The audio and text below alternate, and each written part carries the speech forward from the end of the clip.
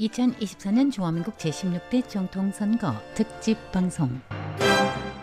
안녕하십니까. 국립정치대학교 외교학과 학장이신 우종한 교수님과 대선 관련台湾의 양안정책, 외교정책 그리고 지정학을 주제로 진행한 인터뷰 내용입니다.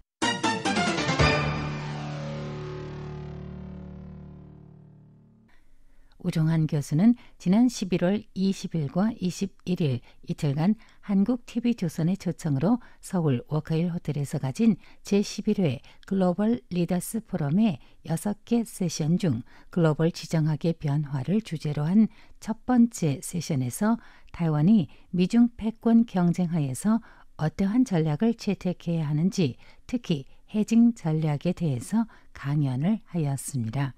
오 교수는 같은 세션에서 조지프 나이, 로버트 로스 등 미국 하버드의 학자들과 지정학에서 우리가 관심을 가져야 할 주제에 대해서 함께 공유하게 돼 영광이었다며, 자신은 해지 전략을 연구한 것을 기반으로 미중 외교 패권 경쟁과台湾의 해지 전략 정책에 초점을 맞춰 발표를 하였다고 밝혔습니다. 미중 패권 경쟁이라는 현실 속에서台湾은 2024년 대선 결과가 어떠하든 별 선택권 없이 어느 한쪽으로만 기울어야 하게 된다면 이에 따른 리스크는 감수해야 할 것인데, 그렇다면 이에 대응할 수 있는 해지 전략이 있는지 질문했습니다. 오 교수는 우선台湾은 줄곧 미국과 중국 사이에서 매우 중요한 역할, 일종의 피벗 역할을 맡아왔는데, 예전에 미중 양국은 이렇게까지 경쟁을 하지 않았지만 바락 오바마 임기 때 아시아로의 회귀, 피벗 투 아시아를 외교정책의 초점으로 삼게 된 후부터 그 뒤를 이은 도널드 트럼프와 지금의 조 바이든 정부에 이르기까지 미중 간의 경쟁은 더 심화되어台湾이 미국과 중국 간에서 과거에 동등한 거리를 둘 수 있었던 피벗 위치가 흔들리며 더 이상 양측 사이에서 균형을 이루지 못하는 국면에 치닫게 됐고, 우리는 양국 각각의 리스크에 따라서 흔들리는 처지에 놓여 있다는 국제 현실을 전제했습니다. 그러면서 이러한 국제 정세 속台湾이 예전과 가장 다른 점은 집권 민주진보당 정부 8년 이래 우리는 미국과 매우 가까워진 반면 중국과는 더 멀어졌는데, 이게台湾의 평화에 이로운 건지 의문을 제기했습니다.台湾의 피벗 위치가 계속 큰 폭으로 흔들린다면 혹시 충돌이 발생하지 않을까라는 퀘션이었습니다.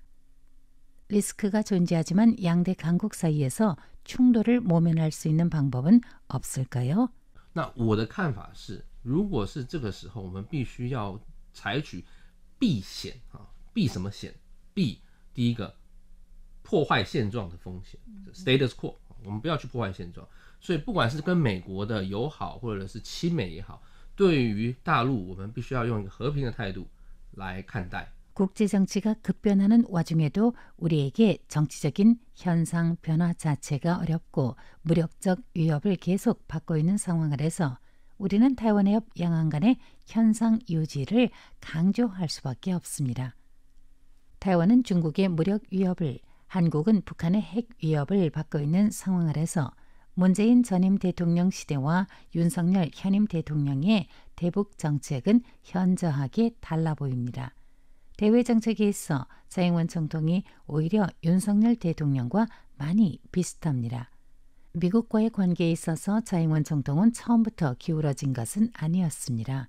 그러나 조 바이든 정부 출범 이래 다극체제, 가치 동맹을 강조하면서 국제 정치에서 외면받아온台湾에 대해서 지지하는 언행이 두드러지게 증가했습니다.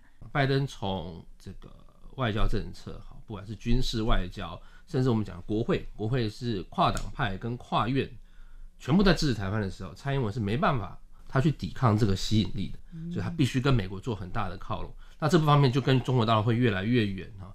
当然，我们现在从这个安全上面会更远，人员交流更远，连现在经贸的往来又要开始慢慢抽离的时候。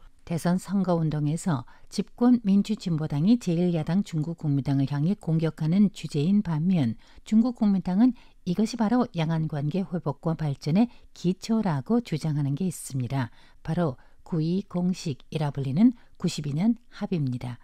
양안관계 속 92년 합의는 지금台湾내 정당 간에서도 합의하지 못하고 국민들 사이에서도 그리 지지를 받지 못하고 있습니다. 九二共识其实它是一个在马政府时期促成两岸交流跟彼此更接近的一个那个时候的一个我们讲的很好的一个方法。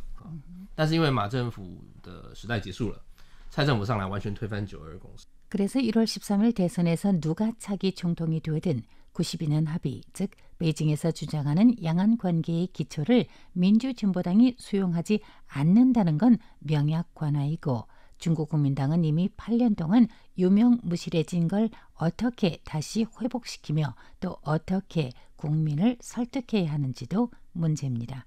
선거 후 누가 당선되든 신중한 양안 정책은 필수입니다. 因为毕竟现在是习的时代，那习的时代跟过去的时代有点不同，他的外交政策、两岸政策我们讲更扩张。 台湾과 한국은 1992년에 단교해 정식 국교는 없지만 경제, 무역, 문화예술, 학술교육 등 다방면에서 지금 매우 활발하게 교류하며 서로에 대한 호감도도 아주 높습니다.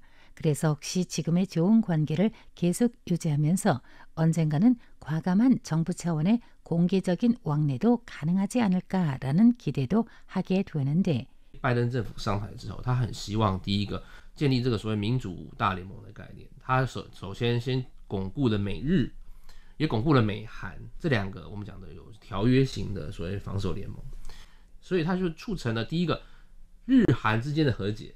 미국이 주도하에 한일 정상 간 회동의 횟수나 한일 간의 친밀한 교류는 전례 없이 활발했습니다. 동북아시아의 한일 간의 화합을 이끌어낸 후 미국은 이어서台湾을 합류하도록 했습니다. 美国又做这个庄家，想把台湾拉进来，所以台日韩或者台日或者台韩之间开始做这个所谓不管是二轨的交流也好，一轨半的交流是有可能的。 台湾의 입장에서는 그렇게 되었으면 하는 바람인데 궁극적으로는 올해 11월 미국 대선 결과가台湾이 한국과 트랙 1.5나 트랙 2 외교를 추진할 수 있을지를 가늠할 수 있게 될 것입니다. 국립정치대학교 외교학과 학장 우종한 교수님을 모시고 말씀을 나누었습니다. 감사합니다. 감사합니다.